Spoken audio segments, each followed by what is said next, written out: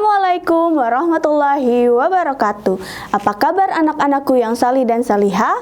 Semoga kalian sehat selalu dalam lindungan Allah Subhanahu wa Ta'ala ya.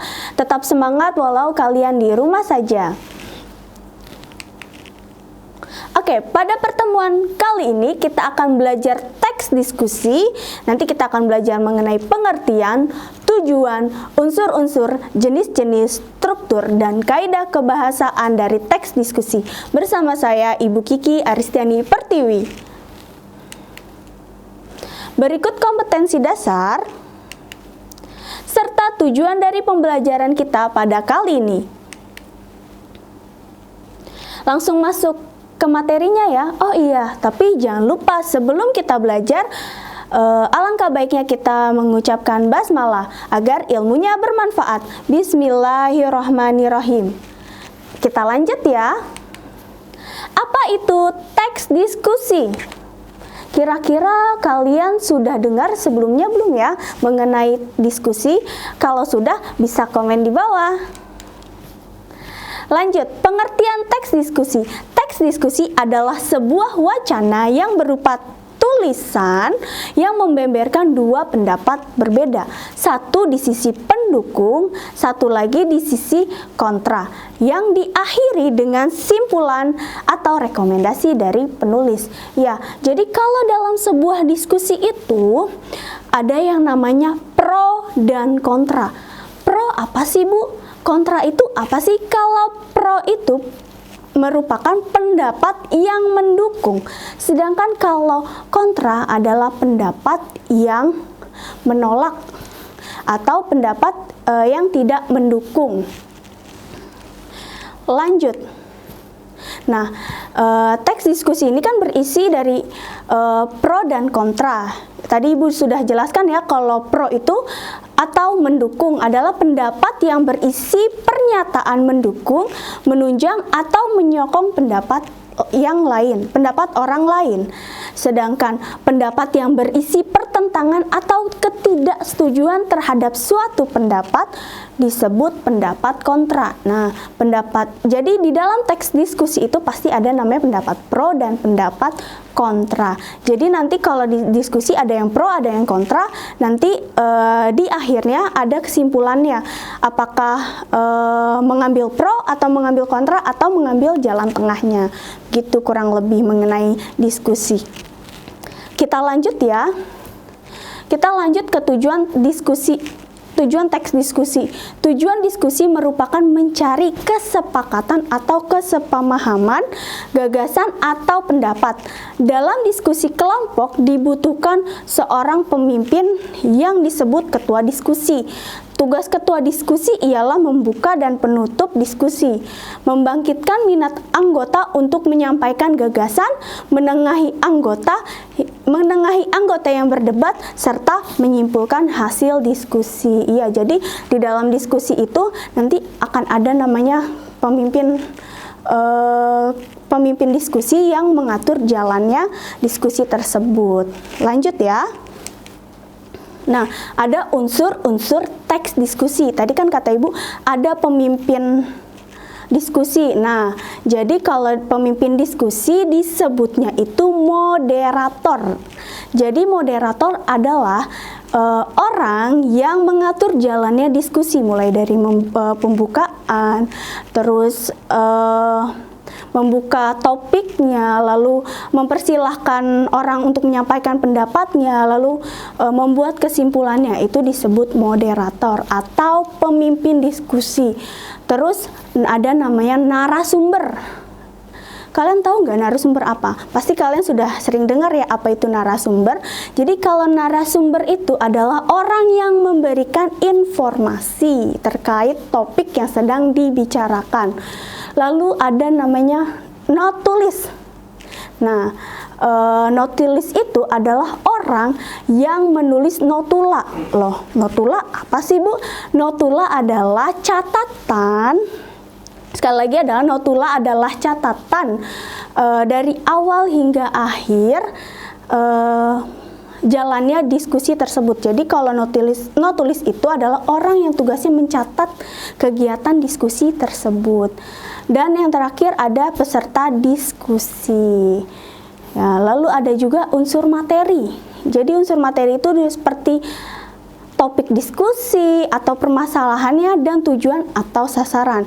Lalu yang terakhir ada unsur fasilitas seperti ruangan, tempat, perlengkapan, misalnya meja, kursi, papan tulis dan kertas. Tapi kalau lagi di zaman pandemi seperti ini, biasanya fasilitasnya menggunakan Zoom ya, via Zoom. Jadi yang harus dipersiapkan adalah laptop dan koneksi yang memadai. Oke, lanjut ke jenis-jenis diskusi. Yang pertama itu ada lokakarya. Lokakarya merupakan sebuah acara atau pertemuan yang dilakukan oleh para ahli di bidang tertentu. Tujuannya yaitu membahas suatu masalah yang berkaitan dengan keahlian mereka dan buat mencari solusi dari permasalahan tersebut nih. Contohnya kan di masa pandemi ini, apalagi sekarang lagi yang diperbincangkan adalah vaksin. Nah, jadi contohnya ada beberapa orang atau ada banyak ahli-ahli kesehatan yang membicarakan tentang vaksin, yang mendiskusikan tentang vaksin. Nah, diskusi tersebutlah yang disebutnya lokakarya. Jadi kalau lokakarya itu adalah para ahli yang sedang berdiskusi, mendiskusikan bidangnya masing-masing gitu kan. Kalau ahli kesehatan berarti dia mendiskusikan mengenai kesehatan atau yang sedang terjadi, virus-virus yang sedang terjadi atau obat-obatan gitu. Itu ranahnya di ahli kesehatan.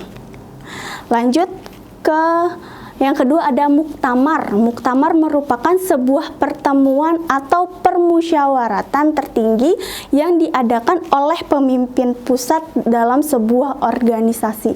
Ya, jadi kalau muktamar ini biasanya digunakan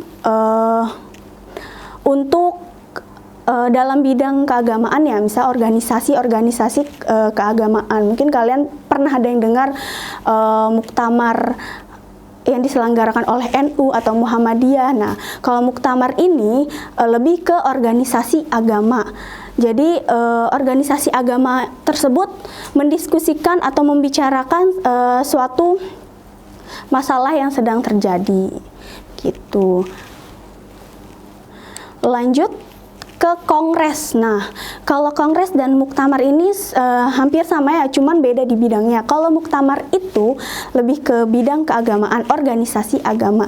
Kalau kongres itu lebih ke politik atau profesi dan sosial. Misalnya contohnya kalian mungkin sering dengar ya kalau di IPS itu kongres pertemuan bangsa-bangsa gitu ya, kongres-kongres yang diselenggarakan oleh beberapa negara. Nah, itu biasanya membahas tentang politik.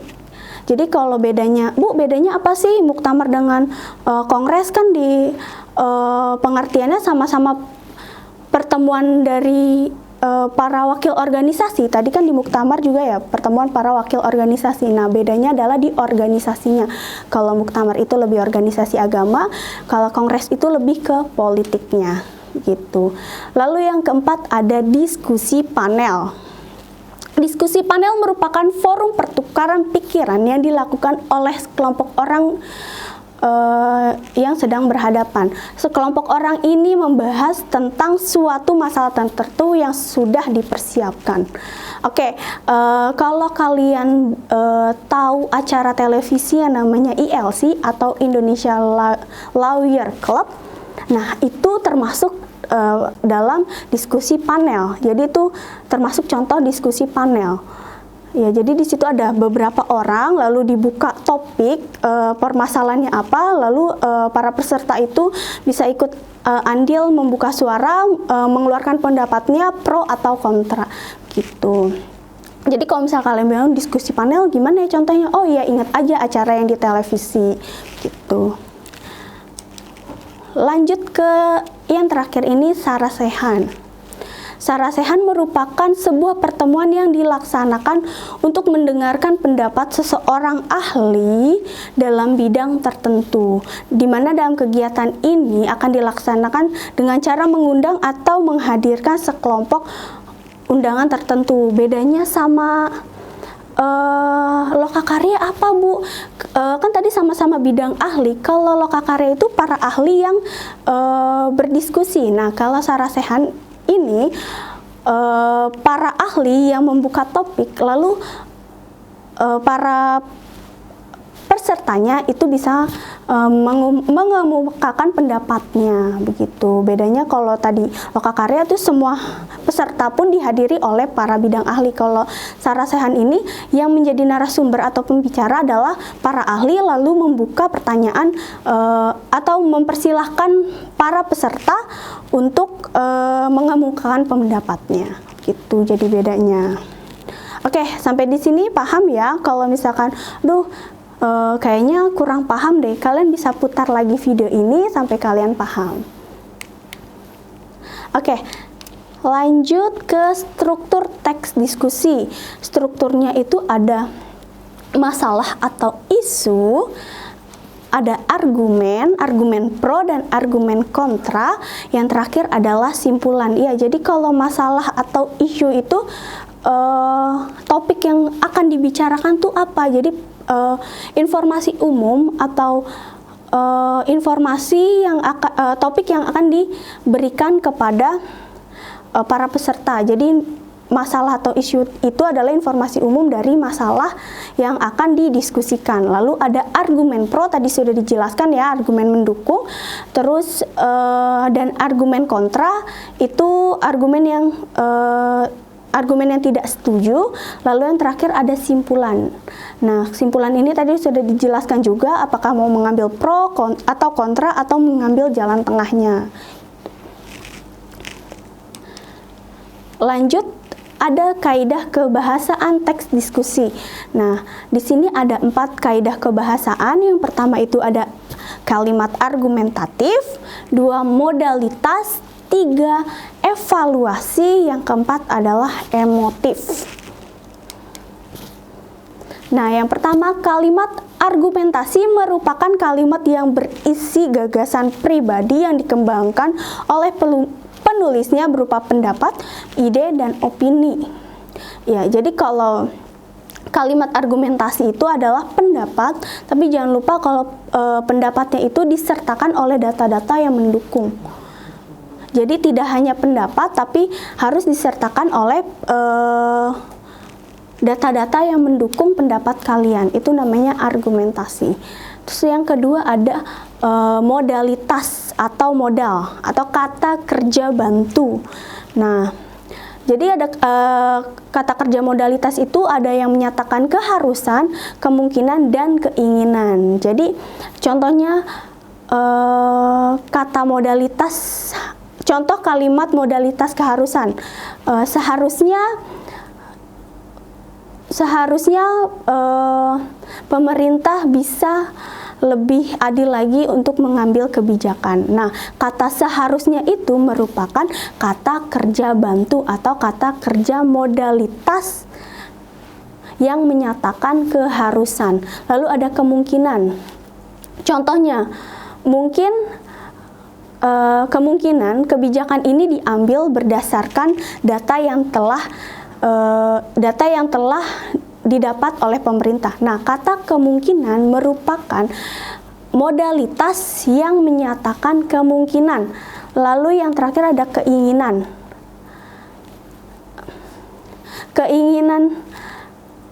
Keinginan masyarakat terhadap kebijakan tersebut tidak sesuai dengan harapannya. Nah, kata keinginan dan harapan itu merupakan kata modalitas yang menyatakan keinginan. Gitu. Paham sampai di sini? Semoga kalian paham ya. Oke, lanjut. Ada kalimat evaluasi, kalimat yang berisi penilaian. Nah, kalimat evaluasi ini penilaian terhadap masalah yang sedang didiskusikan. Lalu yang terakhir ada kosakata emotif, kosakata yang berisi mengungkapkan perasaan. Jadi apakah itu perasaan setuju atau itu perasaan tidak suka, itu namanya kosakata emotif. Jadi kalau kalian menemukan kata-kata yang menunjukkan perasaan, itu namanya kosakata emotif. Gitu. Ingat ya, emotif berarti perasaan. Oke, cukup sekian materi kita pada kali ini. Semoga ilmunya bermanfaat bagi kalian. Kurang lebihnya Ibu mohon maaf. Wabillahi taufiq wal hidayah. Wassalamualaikum warahmatullahi wabarakatuh.